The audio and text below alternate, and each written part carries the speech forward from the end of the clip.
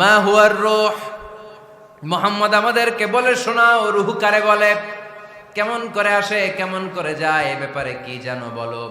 2 number প্রশ্ন, মানহুম আসহাবুল কাহাফ, আসহাবে কাহাফ সম্পর্কে কি জানো। 3 নাম্বার প্রশ্ন, মান হুয়া যুলকারনাইন, যুলকারনাইন বাদশা সম্পর্কে কি জানো। আল্লাহর হাবিব সাল্লাল্লাহু আলাইহি ওয়াসাল্লাম বললেন গাদান উজিবুকুম, আগামীকাল বলে দেব। কি বললেন? সবাই বলেন উত্তরে কি বললেন? আগামীকাল বলে দেব। তো আগামীকাল সবাই এসে হাজির।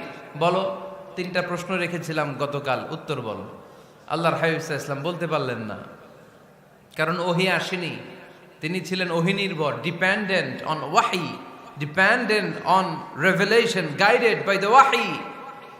তিনি এর পরের দিনে বললেন গাদান উজিবুকুম, আগামীকাল বলবো। এর পরের দিনে এরা এসে হাজির, উত্তর নাই।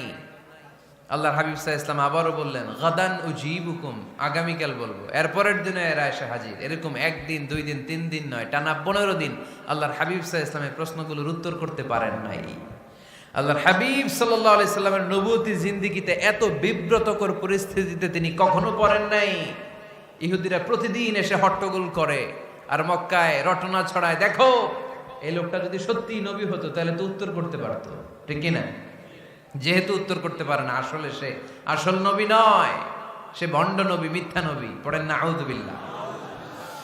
15 দিন পর আল্লাহ আয়াত নাযিল করলেন ওয়ালা তাকুলান্না লিশাইইন ইন্নী ফাইলুন যালিকা গাদা ইল্লা আইয়াশা আল্লাহ। ও নবী, ভবিষ্যতের ব্যাপারে সামনে থেকে যখন আপনি ওয়াদা দিবেন, ওয়াদা দেওয়ার সময় ইনশাআল্লাহ শব্দটা মিলিয়ে দিবেন। সুবহানাল্লাহ পড়েন।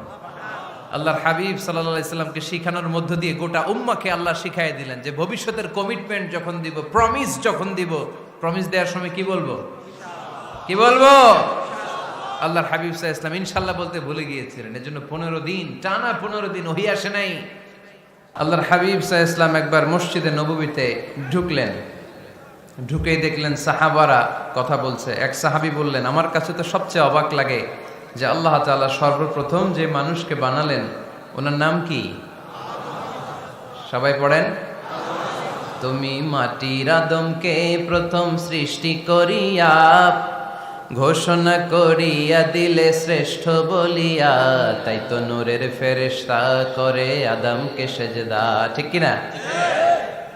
তাই তো নূরের ফেরেশতা করে হে আদমকে সেজদা, সবার চেয়ে সম্মান দিলে মাটির আদমকে।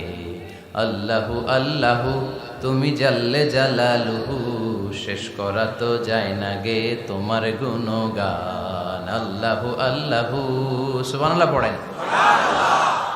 এই সাহাবী বললেন যে আমার কাছে সবচেয়ে অবাক লাগে যে আল্লাহ তাআলা প্রথম মানুষ হিসেবে আদম আলাইহিস সালামকে বানালেন আর ওনাকে উপাধি দিলেন সফিউল্লাহ।